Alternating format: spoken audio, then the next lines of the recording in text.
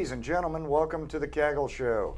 My name is Don Agent. I'll be your host for today's episode. To my left is Onder Gurkan. Onder, we decided to title this show, Who the Heck is Onder? And we did this basically because Onder is not only part of our Kegel team and our family, but has definitely been part of our family for many, many years. So we thought it'd be a great idea to bring you on here, kind of explain to the general public some of the things that you're responsible for that more than likely all of you interact with concerning our products at some point in time. Let's talk about, before you started to work with us, so you and I met, I was a technician, still am obviously, but I was working lane machines all the time, and you were opening a distributorship for Kegel in Turkey. But you also had some other things going on back then. So why don't you start me out in the beginning, kind of? Well, you can't call me one of the recruits of John Davis. 100%. Of course. Yeah, it was. I think in the World Congress that the debate was about the pros should allow to play with the amateurs at times. And I, representing a developing country, I stand up and make some talks. And other than Ted Thompson introduced me to John Davis because we know it from 2004 in the Individuals Cup in Turkey. Oh, yeah. So Kegel was helping us with that. Then John told me that, hey, what you do, I heard that you do web designs and other things. Would you like to, help us with web designs for a company? So sure, why not? It's like, can you imagine that? It's like asking a new coder, would you like to do the next Windows 10? It's, it's in the bowling world, and somebody invites you to Kegel, and just he says, when you come here, we also train you. And I said, this is like, JJ's answer to the Walter Ray, let me check my schedule when I'm coming. I'll be on a plane. Yeah. So 2006, I fled here. I come into the building, and, I just, I think April was there. I said, hello, John sent me. I said, hey, another one is here. I was one of those, that recruited all around the world, sent here to do something, and just, the adventure started like that. I make a presentation about how Kegel's website has to be. They like it. We handshake. Then it started. So my company started to, work for Kegel as a, how we call it, Kind of almost like an independent contractor to some right, degree. Yeah, exactly. So I actually start with the web designs, then we go to the intermediate, then it switched to the, multimedia. In that time, you were my trainer about, level 1 lane machines, and that was one of my, greater experience. And the way you didn't only introduce me to the machine, I remember, introduced me to the world, the concept, it was an amazing experience, so it started like that, that was the first start, then it continued. I think I was one of the luckiest ones who's in the right time, right place, guys, about bowling, because all my, life in bowling is going like that. And not everyone, including a lot of us here, not everyone had a lot of opportunities to work with John on a one-on-one basis on tournaments. It was just due to his schedule, and there was only certain ones he'd do. I had the pleasure of being able to do some tournaments with him. I know you were on site, helped him get through a lot of tournaments. And the funny thing is for the audience, he kind of downplays the situation. Graphic design, yes, obviously he did all of that in the website, but you come from an industrial design background. You have a master's degree. You have, the only thing you're lacking in your PhD is your thesis. So you're really in the design realm of a lot of things. I can happily call myself a designer than, defining with one branch. But if you like me, which one is your favorite? I can say I like to do interactive design, like interfaces. That's my favorite one, but I happily can call myself designer. I've been in, most of them, trained for most of them, practice most of them, and so it's a nice lifestyle. It's how you look at the things. I think it's funny because we wouldn't even have this show if it wasn't for you.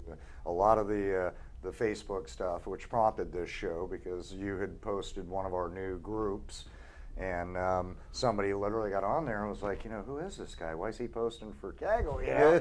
So we got together and thought, hey, this would be a great thing, because Onder is a lot behind the scenes. You're responsible for all of this equipment that we do the production with, Aaron and I, when you're off site. So kind of fun to have you on the other side of the coin here. Can you tell me also in the audience, I mean, outside of your design features, you do a lot in bowling as well. I mean, you guys, you have a pro shop, you're a distributor, but you worked with a lot of organizations That's and correct. events. Give us Well, some... let me start like that. You know, we were running a web design and graphic design company in Turkey, and we were a good company. You know, and then one of the jobs we took was the Roll House Bowling Center when it was opening, and it was like how John, you know, recruit me here. Osman Aydın, the owner of the bowling center, is kind of he get his under his umbrella. He liked three of us, me, you know, my wife Duygu, and Gedis is my business partner, or I can call him brother. You know, it's that. We're that close, so it's like three of us. We you know, we were running a web design company, a graphic design company. We start to work for this company as doing the logos, the everything like that. Then we start to bowl. Then things change. That was it. It's we got the poison. You know, no turning back. No turning back. You know, we had a word. I was playing drums many years ago, and one of my friends, he told me that, you know, when you get the red light of the stage, you can't go back. You know, when you see the light on this, it's like that. You know, when you know, if you love that sport, it sticks to you. So there's no way to get out of it. So this is what happened to us. We fall in love with bowling. We start the bowling. We go again and again. We got coaching classes and everything like that. Then the journey started. At some point, we decided to switch our company to, like, you know, became a bowling company, and then we became a three-leg bowling company. Right now, we have a bowling academy where we are doing, which I'm the most coaching and yeah. That's my most. You know, let's say if three of us are sharing, I'm sharing that part mostly. You know, I'm the most bowling academic part, and Gedis is running the bowling products and the pro shop and other parts, and Duygu is running us first. Kind of like Aaron does for us. Yes, yeah, exactly. So, and also she is the master of the event organization. So we run tournaments. This is one of our legs. So we run tournaments. We run, you know, distributorship and products, and we also have a bowling academy. For instance, we, you know, for more than 13 years, we was running San Marino Open. Oh yeah, absolutely. In Italy, EBT tour. We did a lot of Ankara Opens. We worked a little bit Istanbul Opens. Every year we run a lot of national tournaments. So we provide turnkey tournament solutions. That's one of our perfect jobs. We love that. You know, it's an amazing thing to run an event. I know John used to feel very, very comfortable when he walked on site in a situation that you or all three of you were going to be on, because he would tell me, he was like, oh, I know at least everything's going to run, the data's going to be correct, the lights are going to work. You know, he'd take care of the rest on pen setters and lane maintenance. But how about some of the things that you're responsible for here as a Kegel family member? Well, one part before in that journey in the Europe, I also luckily became with the support of, again, with Osman Aydın and Rolas, I have a chance to become in the presidium of European Ten-Pin Bowling Federation. So I'm doing it for almost 12 years now. I'm elected again. It's one of the most honorable things I'm doing now. Working, you know, with that team. Our presidium is, you know, they share the same passion with us. They take care of bowling a lot. They're in the bowling, not, you know, outside the bowling. Try to handle it. And in that organization, I'm very proud to run the educational committee, the coaching programs and everything. So that's also one of the parts, because it's also related to what bring me here. You know, absolutely. Here, if you ask me my official position, you can call it as director of marketing and design.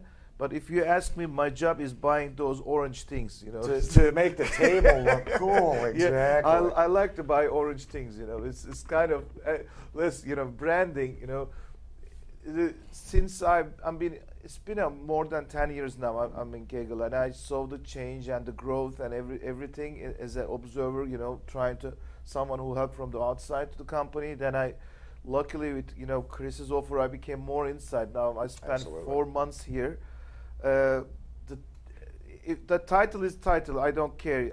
As you said, I'm the member of the family, and I'm a member of the team. You know, this is how things work here. You're responsible essentially for all of our graphics, our sales sheets, things you'd see in the Bowler Journal, along with the marketing team. From, you know, any logo of the all products, product labels, to boxing, to anything visual, we can call that. And I also try to help with the design decisions, you know, if you need to make. Now that's going to bring us into the next question, since you brought up logos. This has got to be a tough one because I've seen when you've picked things for the division I represent at Kegel, KPP, or some of the different divisions that we have across the spectrum.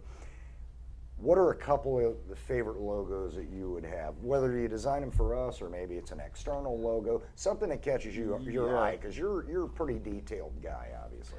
Okay, one of the logos I have to tell you the story because Dugu is always accusing us about that. It's the first KPP logo. You remember the shield? Yeah.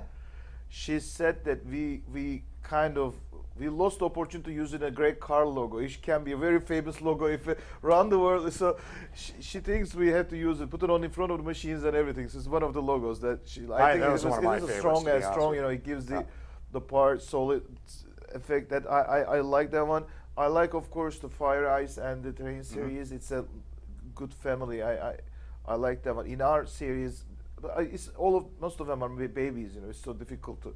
As all of them have their own nice touches for me. It's like the Flex's X. I know how many hours I spend on that X. Just on the X. Just the X. To try to create a special X for the recognizable X.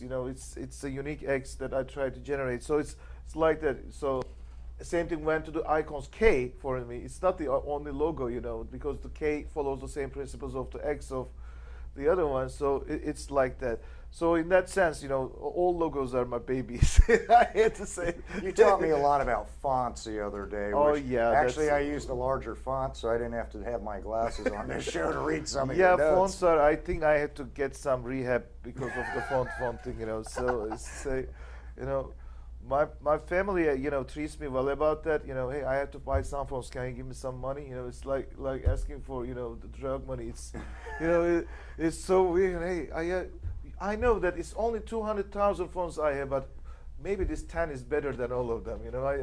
Can I have them? Please, I never knew there were that many fonts please. until I met you. So yeah, I have a kind of fontophobia. Is not fontophobia, fontoholic. You can call it like that. You've been visiting us for a long time. You've been to my house. You've been to you've been with us on a personal level in a lot of different situations. If you had to pick, what is your favorite thing, or what would you recommend somebody from Turkey if they were coming to Lake Wales, Florida? What is one of your favorite things to do here? Besides margaritas? Besides margaritas. Okay. And fried alligator tail. Yeah. Well, it's difficult to tell actually. This is a very interesting, spot in the map. Yes, it is. By itself, you can call it in the middle of nowhere, but when you jump into the car, you're close to everywhere. So you have great cities all around from Tampa, all around that Orlando. side. You're an hour and a half from each beach. Sarasota, everything wonderful cities. Orlando is amazing. Everything in Orlando is amazing. We've been there in Universal and other studios. We lost our mind. They're doing a great job. So you'd say that we have a lot of attractions here, natural as great. well. And I think it's a good thing that there's nothing here that much, but you can go there. At least when you're here, you can focus, work, then relax. You can enjoy when you want to go in the weekends. Just 1 hour drive, you can reach everywhere. 1 or 2 hour drives, and that's a good feeling. That's what a lot of people. To have a chance to people. reach beautiful places, I think the biggest problem is to decide. I think a lot of people in the United States, maybe not a lot, but there are people in the United States that sometimes we take for granted the fact that we can get in a car and be at the beach in 2 hours, where you might not necessarily be able to travel that distance in Turkey to get where you want to go, depending on traffic and congestion and that type of thing, because obviously there's a lot of people over in that country. Speaking of that, I will probably never get to go there. I've always wanted to, but you always grab Gus. You never know. It's always Gus Falgin. That's okay, We call him Gus Tambul. That's correct. Because he's always there. People love him. He'll constantly go back. is a rock star in our bowling world. Everybody knew. He's a rock star in the bowling world, Jared. What do you think is the most enjoyable thing that you and your family been able to show him when he's been over there, or what would you recommend for one of us to go? It depends on your interest, but as you can imagine, the biggest difference about living those part of the world versus United States is history. And buildings and architecture. You can go to the first time we have an Anatolian civilization museum that goes to the first human beings, in the Wow. world.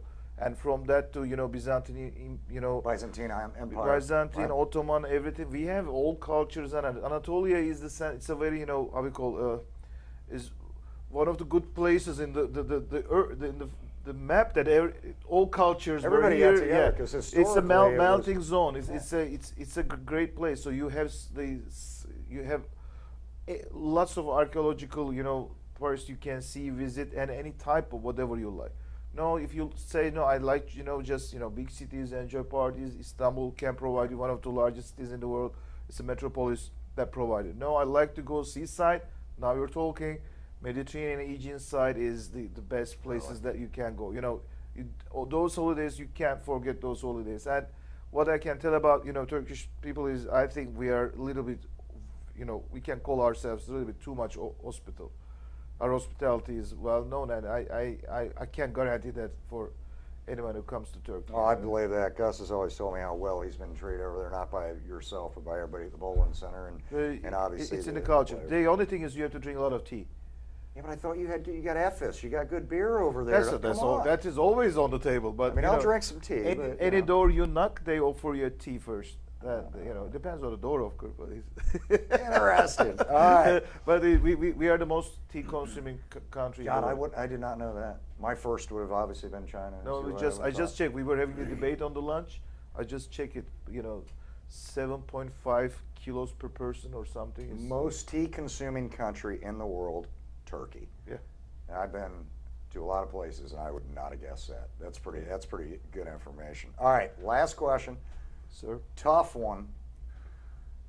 You do graphics, but you're just an unbelievable photographer. I mean, you literally are. And I know you enjoy doing it. And you've taken, pictures probably all over the world in different places. Do you have a favorite picture, a favorite location, or a spot, or a vibe where you said, "Man, I looked my whole life to be able to get that." Yeah, well, photography is my my hobby that I want to start. So if you may think my photos are good, but the photos I saw in my life, the photos when I try to learn about photography and when I see how people are shooting, what kind of photos they shoot, I feel like a little insect, compared to them. That's fair. That's a big world. So I have my photos that I like a lot. I like landscapes and nature Sure. photos. I'm a little bit on that side. I'm more close to that. Until now, I'm very lucky about actually in Finland. Finland is one of my the areas that I was always lucky to create great photos. And when I put them on a portfolio side, usually I got the most attention. Wow. Even though I've been in Venice, the Cinque Terre, Italy, I got good photos over there. Those ones are usually the ones get a lot of Was attention. it landscape? Was it landscape photos? obviously mostly from lighting Finland. changes there because of how It's long. Great it can- Lakes and water pictures, and I got good responses from them, and I like taking landscape photos. I'm kind of a little bit lazy about that, so because you have to go very early over there. You have to carry all of your stuff. 5 in the morning, you have to be ready. For the sunset, wait for the right time, right position. You have 30 minutes to handle everything. It's not for me. It's a lot of work. Well, Finland, we have a lot of friends there, and when we go there, it's one of Spectre Project, our companies that we are. exactly. Yes, and because of the socialization, we can't, get up Because very you're early. out doing your eating. No, you're you hanging out usually you with can't people. wake up at 5. Not No. easy because of the social life. Yeah, I've enjoyed a few beers and then jumped in the cold shower and had it back in the sauna and back in the shower. Yeah, this is what we do in the International Coaching Conference. That we have lake jumps. I didn't do it yet, but I haven't love done the it. lake. I've done the shower. I almost had a heart attack. I thought I was going to die with what the body went through. But Onder, I can't thank you Thank you enough. so brother. much. It's a pleasure to see you. Thank you you. for your help with everything you do for us and obviously keeping the Kegel show going, as well as Aaron Wall, who's behind filming this in place of Onder currently. Ladies and gentlemen, that's a wrap for the day. Keep those wrenches turning. Have a wonderful day.